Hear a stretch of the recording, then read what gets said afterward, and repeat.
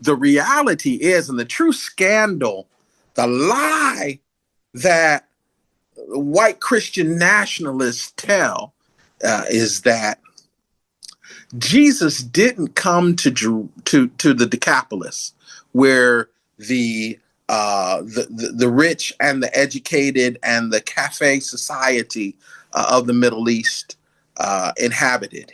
He came out of Nazareth, which is where the servants of the Decapolis came from, where the folks who we would see at FedEx, who are waiting to serve as day laborers for $10 an hour, came from. That's where Jesus came from. He comes from the crucible of the suffering, not the people who were in power, but the people from whom there is an army of occupation from Rome to subjugate and subdue.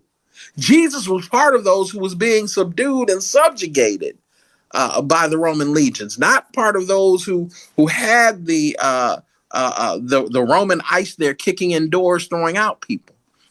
And so Jesus comes at a time when Israel is not at its highest, but is at its lowest.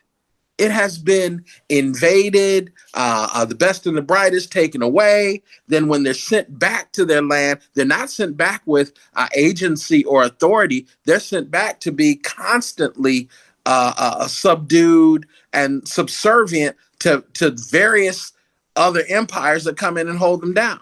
Jesus comes at a time where the temple in Jerusalem's schedule and preaching is dictated by Pontius Pilate, the temple right next to Pilate's fortress.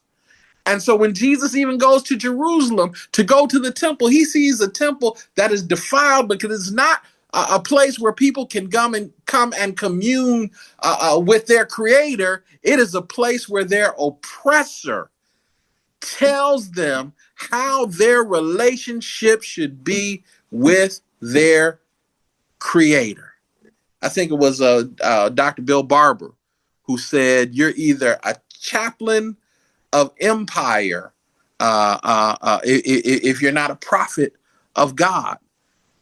Jesus, the prophet, comes to tell people, these folks who are oppressing you are not your friends and they're not of God.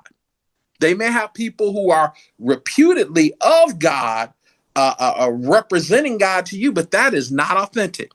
That is not what God is about.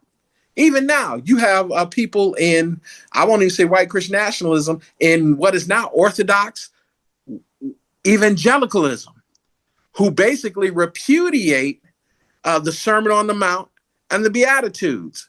They don't want to hear, blessed are the pure in heart, for they shall see God. They don't want to hear, blessed are the meek, for they shall inherit the earth. They don't want to hear, whatsoever you have done to the least of these, you've also done unto me, because that does not fit their power narrative.